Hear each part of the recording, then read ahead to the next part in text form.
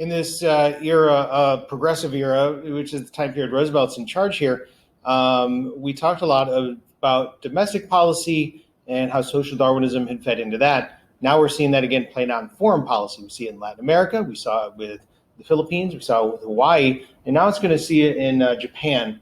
Teddy Roosevelt had actually played the role of peacemaker when he had supported a treaty between the Russians and the Japanese in the Russo-Japan War.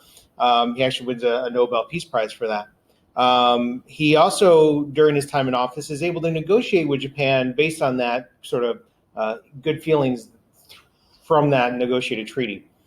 He negotiates a truce with Japan over the Philippines, right? Because Japan was becoming a power in the Asian Pacific territory. The United States was worried that they were going to try to take over the Philippines, and they negotiated a treaty so that the United States wouldn't question Japan's control over Korea if Japan allowed the Philippines to stay in American control. He also, Roosevelt was securing access to China with the Japanese. Again, the Japanese were the power in the area. The United States wanted to make sure that they'd always have access to that open door. He gets that.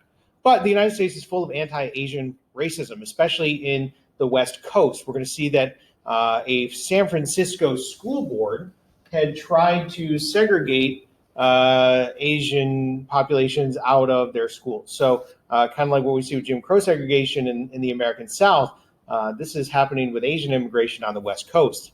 This is going to lead to something called the Gentleman's Agreement. This is not official policy, but it's something that Roosevelt negotiated and used the big stick to threaten with.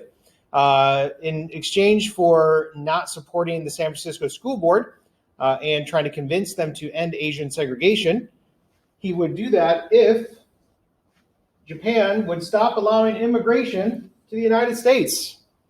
This gentleman's agreement basically shut off any immigration from Japan. And all of that is based on that anti-Asian racism out in the West Coast.